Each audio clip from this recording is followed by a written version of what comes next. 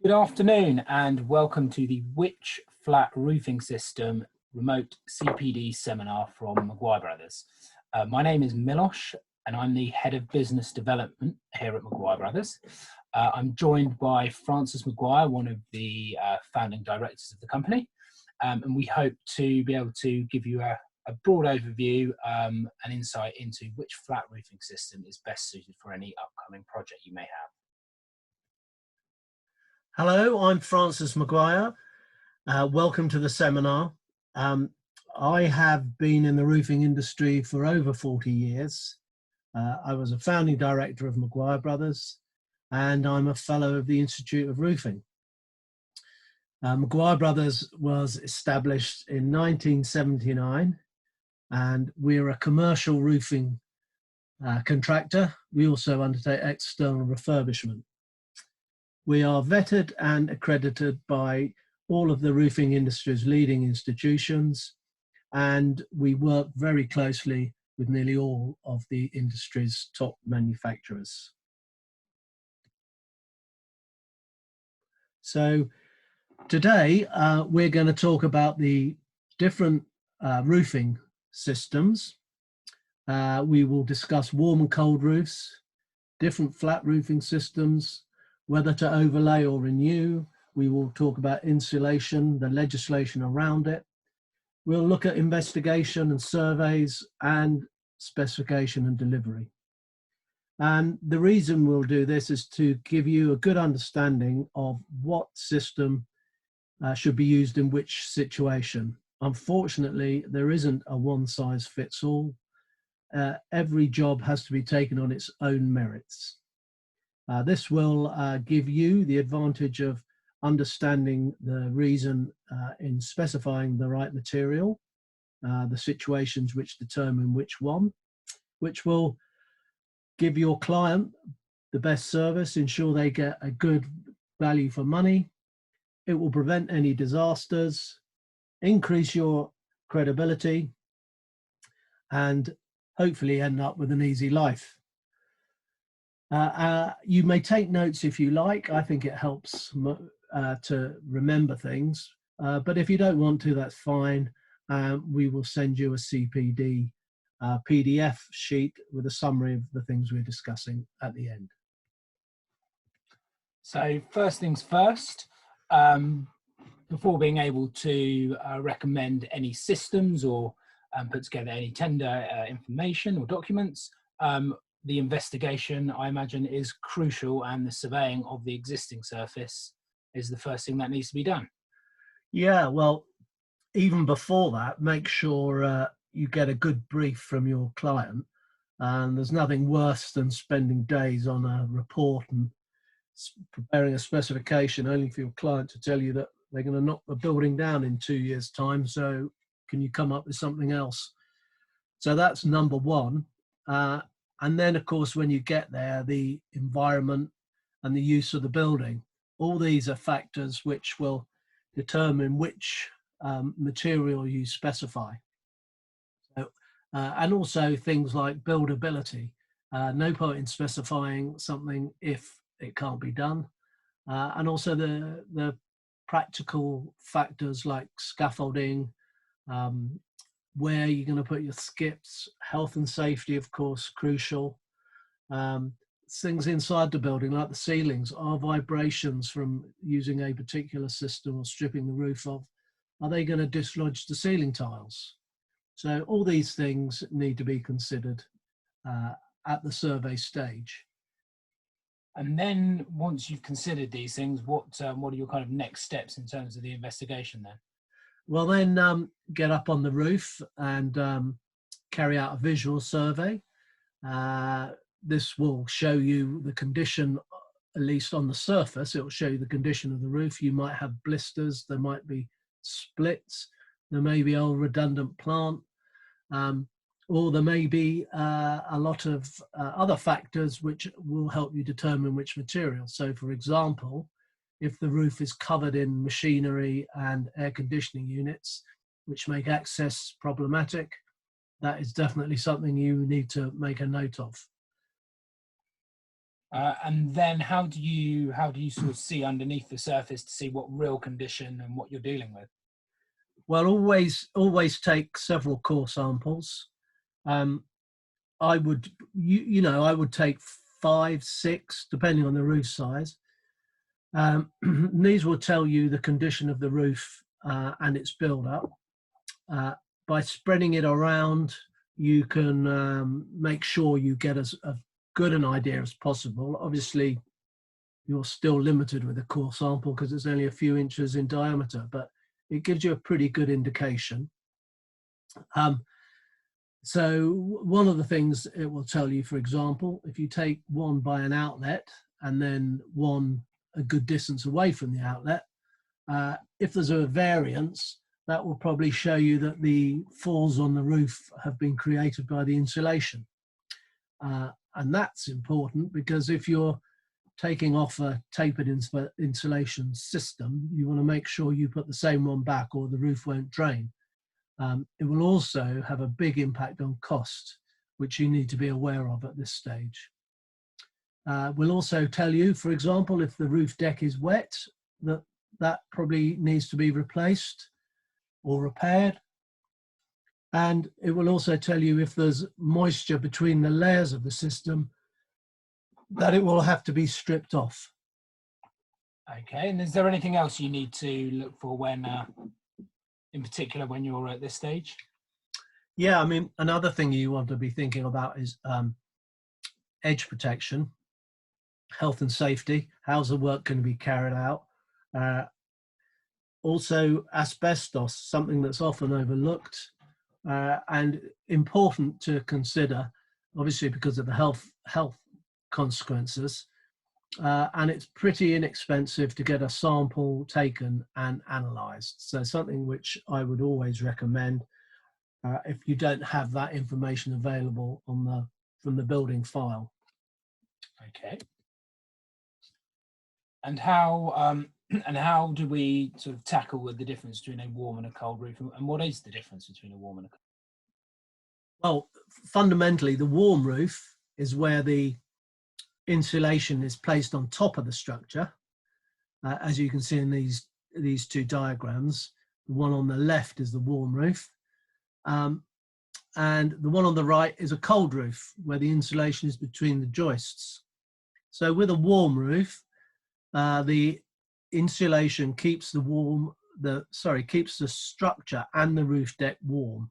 So that prevents or greatly reduces the amount of thermal movement in the roof structure, which again reduces the amount of stress on the roof membranes, and that helps to prolong its life.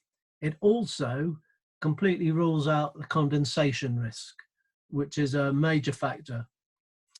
So the cold roof relies on the insulation being placed between the joists, and therefore the condensation point, as you can see in that diagram, the condensation point is actually on top of the insulation, and to prevent it building up moisture and causing problems, you need to ventilate that area, and therefore the moisture will be blown away.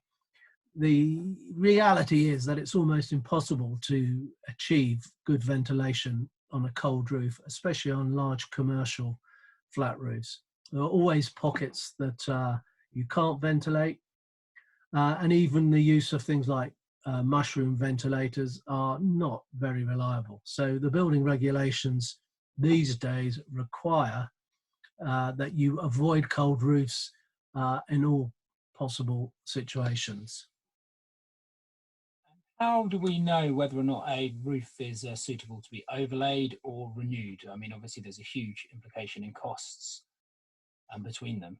Yeah, indeed. Well, that's determined by the condition of the existing roof, which we can determine by the visual inspection and the core sample. The great advantage of overlaying is that under current building regulations, you don't have to increase the insulation provision. It's considered to be a repair rather than a renewal.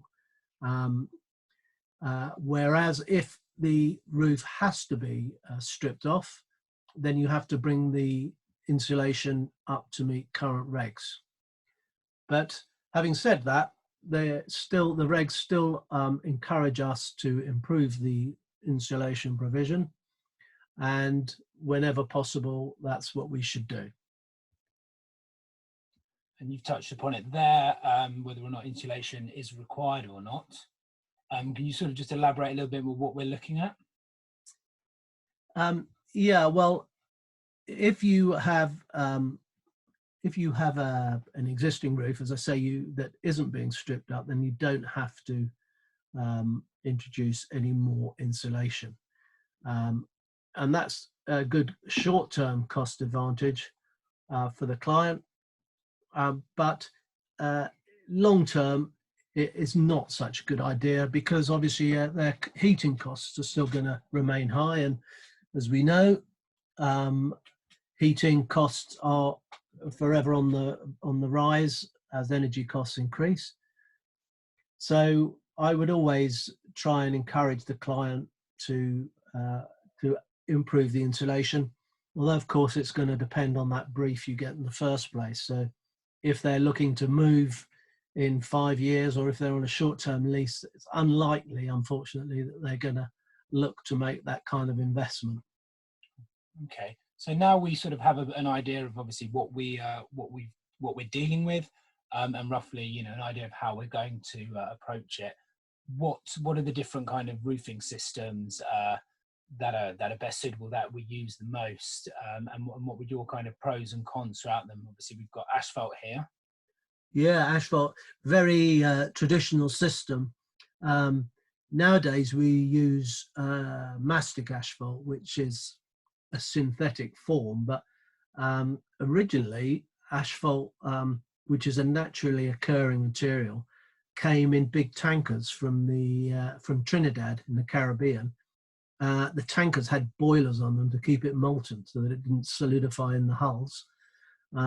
And that was then brought back and taken straight out to sites.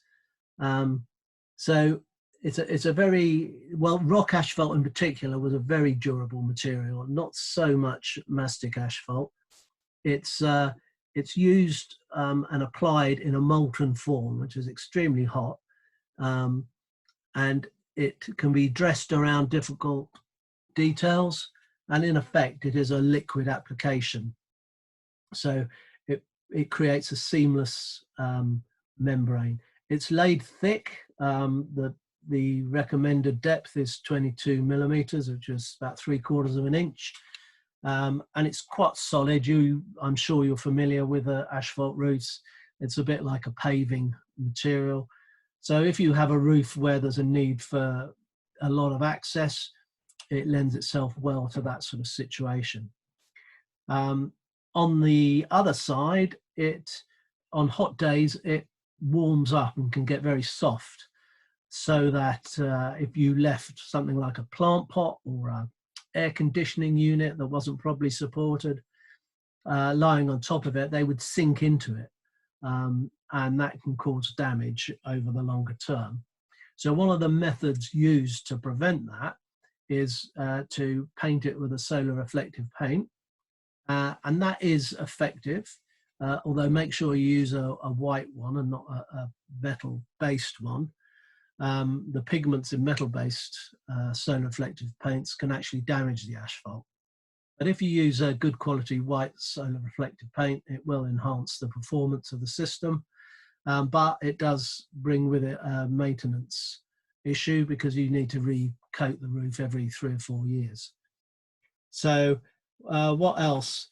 It's a hot application, so obviously hot works are nowadays, we always try and avoid them.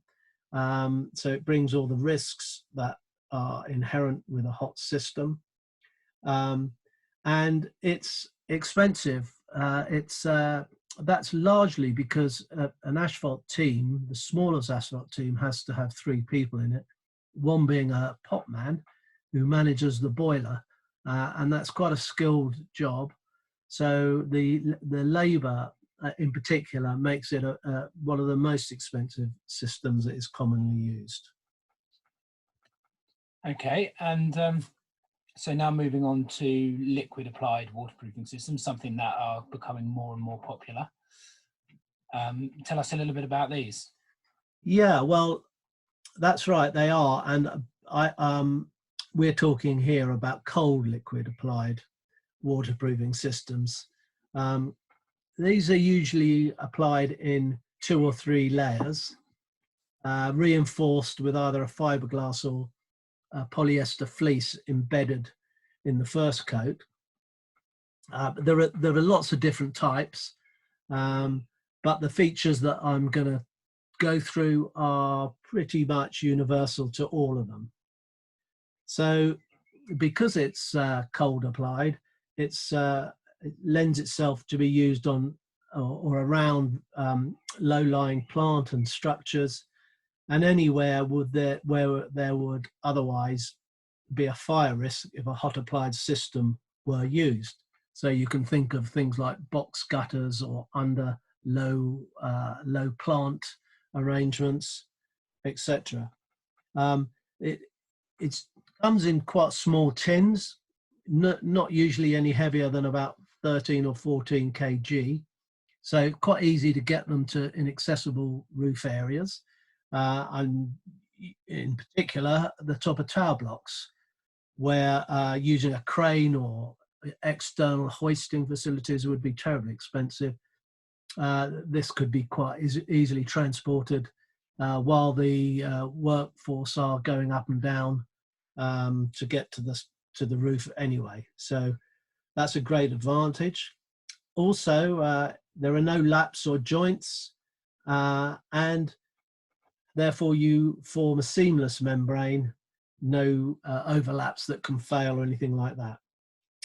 They are resistant to ultraviolet light, and they're very lightweight, so no structural issues or anything like that. There are also now variants which have been adapted for use on walkways and balconies. Sometimes this just means the addition of a catalyst, which reduces the drying time, and they're often finished with an anti-slip surface, so aggregate is applied over the top. Some of these can be done with decorative finishes and be very attractive, and definitely a very useful addition in that sort of situation. All these benefits are great, but unfortunately they come at a price, and liquid systems are one of the more expensive ones on the market. Okay, and then the traditional high performance built up felt systems, something I think we see most regularly on existing buildings. Yeah, that's right. In a way, there's a comparison here with the liquid systems that we just talked about. Roofing felt is made up of a carrier, which is then drawn through tanks of bitumen. These are then dusted off with sand or talc, put into rolls and cut to size. So whereas the liquid system, if you like, the membrane is built up on the roof, these membranes are built up in the factory environment where it's obviously more efficient and there are better controls. So they come to the site, and then the system usually involves the build-up of several layers of these membranes. Now, the traditional roofing felts were made with paper or rag fiber carriers, which were very easily torn, and these were then coated with oxidized bitumen, which was very brittle, especially in cold weather. And these membranes were part of the reason that flat roofing had a very bad name in the 1980s and 90s. But that now has all changed. There are various other carriers have been tried, including asbestos and fiberglass, but the industry standard now is polyester, which is almost untearable. And advances have been made to the bitumen, so adding polymers, rubbers, and almost anything else in between. They are now very flexible. SBS bitumen, for example, if you pull a sample of it, it will return to its exact format previously. It has a very strong memory. So these membranes are some of the cheapest systems. They are very flexible, strong, and cope with thermal expansion. Provided they are properly protected, which most now are, as they come with a mineralized surface finish. They have a high resistance to ultraviolet light. This is a time-honored and tested system in all environments which we are likely to encounter in the UK. They don't lend themselves so well to very complicated roofs because they are a build-up of layers and they're difficult to detail around very fine details. And am I right in thinking that the application of these felt systems is still traditionally done with open flame? Yeah, though nowadays there is a movement away from that. And yes, you're right. They are traditionally torched on, but nowadays you can get systems which are fully adhered. Some use hot air on the laps, rather like single ply membranes. So yeah, if you have a situation where you want to avoid naked flames, then that is definitely possible as well. Okay. And now looking at the last of the four systems we're looking into today, another one commonly used. So tell us a little bit about single ply membranes. Well, yeah, single plies, or what that actually means is single layer. These systems are manufactured from a wide range of different materials, including PVC, rubber like EPDM, and also bitumen membranes, rather like roofing felts. They usually come to site in big rolls, and they are laid in a single layer, usually directly over insulation. They are very quick and easy to install, and they are either mechanically or fixed or adhered. Sometimes they rely, or more often than not, they rely on hot air to seal the laps.